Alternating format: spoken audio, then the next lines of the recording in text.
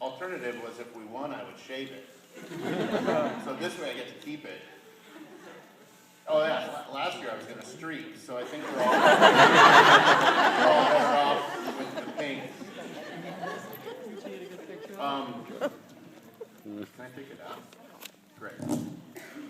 I'll Tony Robbins and walk. You guys are awesome. Mrs. Bourne wanted me to talk to you, so now I have to try to be serious with the pink fuzz. Mrs. Bourne wanted me to talk to you about kind of how we came to this special year.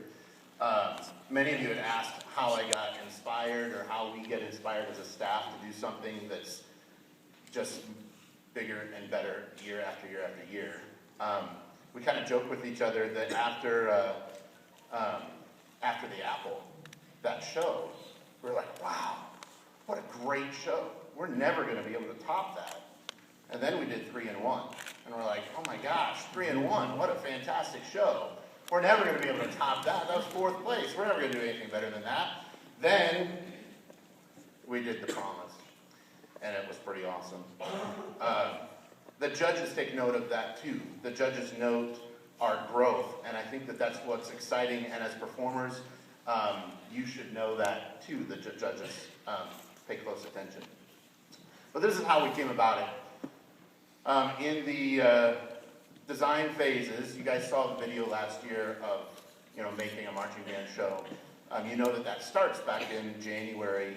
And back in January and February, we talked about what the show should be. And some of the kids remember one of the staff members, Chris Jacobs. Chris Jacobs says, you know that football game sign that says John 3:16 and it's in the crowd and usually the guy is wearing some pink afro? Or beard. Whenever you think that. And he's over there, and he's over there on the side, and it says John 3:16. Maybe we should do a show about that sign. And so we're like, oh, that would be kind of, modern, and let's see what we can do, and then we can kind of reveal the John 3:16. And we were mulling it over and over and over and over, and we never really could make it something, but we started to think about it, and we started to sell it. And we were at a meeting at Mrs. Mooring's house, and we were sitting there, and she's like, so 3:16, tell me about 3:16. And so we did it. We talked, and we talked about 1,000 different things we could do, and we were all jazzed, and we were all super excited, and we decided we're doing it. We're doing a show called 3:16. Then every meeting that we had, where's Brittany? Is she in the back? Yeah. She can attest to it. Every meeting that we had, we would leave, and we would have doubt about 3:16. We didn't understand. We were like, should we call it this? Should we do this? Should we do something different? Then Kent starts getting the music to us. We gave him a storyboard about what we wanted 3:16 to be about. And we would get more doubts.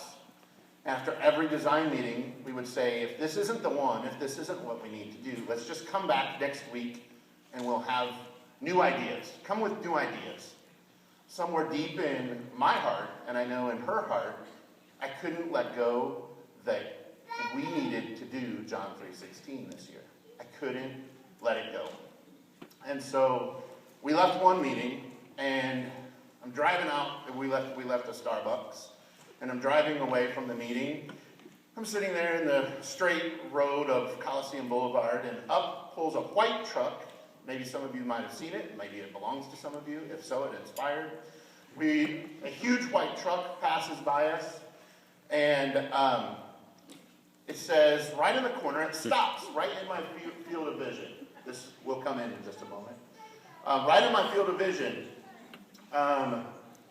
And right on the bumper of this truck is a sticker that just says 3:16. 3:16. And it stopped. It was in the turn lane. It had the green arrow. It shouldn't have stopped. But it stopped. And I noticed it. And as soon as I noticed it, it gunned it. And it went away. So I was like, okay, 3:16. I get it. We're talking about 3:16 show. Great. We keep going. Next meeting. Kent is a little bit frustrated with how his arrangements are going. And his music is coming along. So he goes out to Homestead to rehearse some drumline. They've got a new drumline person, and at the old school, that this student came from, they were allowed to write on their drum carriers. And so Kent, you know, musicians, how Kent comes into any kind of rehearsal. Hey man, head down, usually drinking something. And he's looking down, and as soon as he sits up, he looks up, and on the drum carrier is a white cross and 316. So he's like, okay, I'll go back and write some more. I'm not going to rehearse Homestead's drumline today. We leave a meeting, frustrated, this goes on, this goes on, this goes on. My parents go to the Lutheran church with many of you. And my church is St. Michael's Lutheran Church on Getz Road. And summertime hits, and they change to their summer hours. And we realize this as we're pulling into the parking lot at 10:30, and church has been going on for half an hour. And so we've decided we're going to leave and try to make it up to my parents' church. We get into the church, and I don't remember what Sunday it was. Maybe some of you were there. And we left Saturday night, Brittany and I left a meeting that was so frustrating about trying to make 316 work. And I remember praying and kind of sweating over it and making sure that we were on the right track to do something great for you guys. We get into Ascension's church just in time for them to finish singing the sermon hymn. I sit down, and Dee Dee's got Joey, and we're sitting there and ready for Pastor Stubby to talk. And his sermon verses are John 3, verse 12 through 17. And I say, okay, I'm listening. And I rip out something, the little attendance sheets. I rip it out, I flip it over, and I just take notes. And Pastor Stubby started talking about how whoever is the most important word of that verse. And how a lot of people overlook the word whoever. And that's so special because it is everyone. That Bible verse is for everyone. And so I kept writing the word whoever over and over and over and over.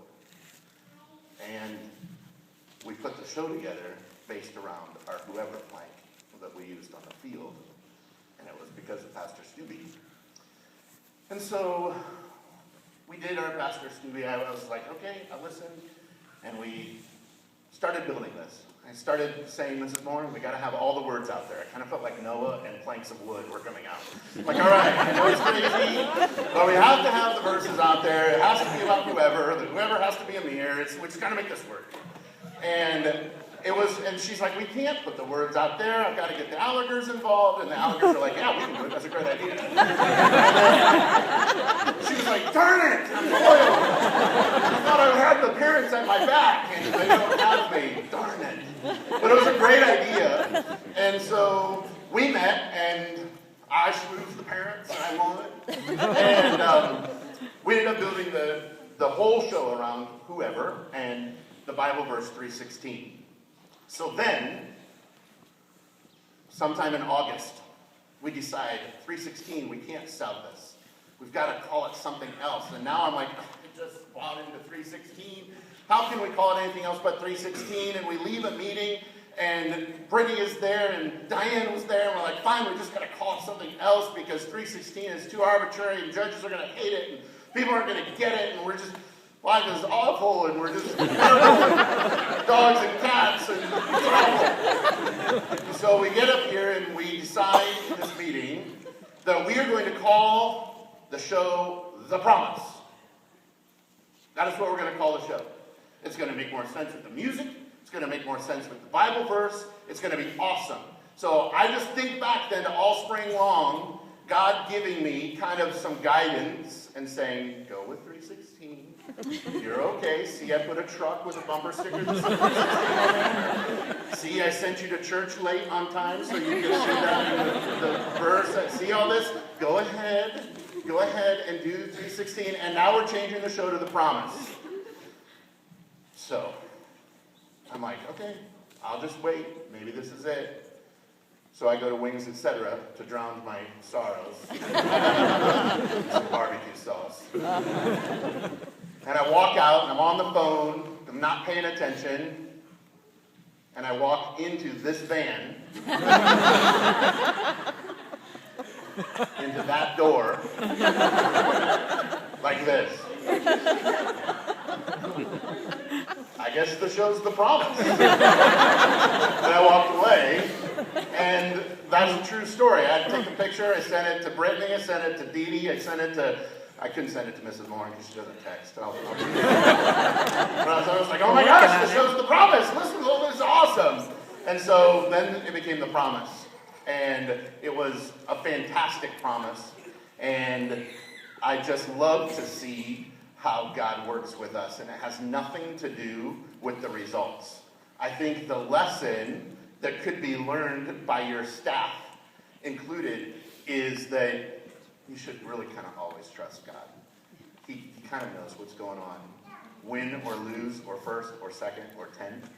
I look back on all those fantastic shows and those fantastic years that we've had, and I mean it. I say it every year. I see some alumni here today, and we could not have been there on Saturday of state finals without our past. We couldn't. We are where we are and who we are today because our program has grown over and over the years. The kids see it, the performers see it, I think the parents see it. You see that the growth in your kids. I appreciate you letting me yell at them. I'm sure they come back and growl about me. That's okay because I growl about them with Dee Dee. It's all right. But we decided a couple of years ago we were going to push the kids and we're going to push them a little bit outside their comfort zone. And we did that with After the Apple. And I will say that it was kind of a turning point for us. We did stuff in that show that was unique and that was not traditionally Concordia. And then we just kept that going, and now we're kind of unstoppable. Yeah. It's pretty awesome. Kind of are. And it was, I know Mrs. Mooring hinted on it or touched on it as well, it was humbling to hear all of who you touch.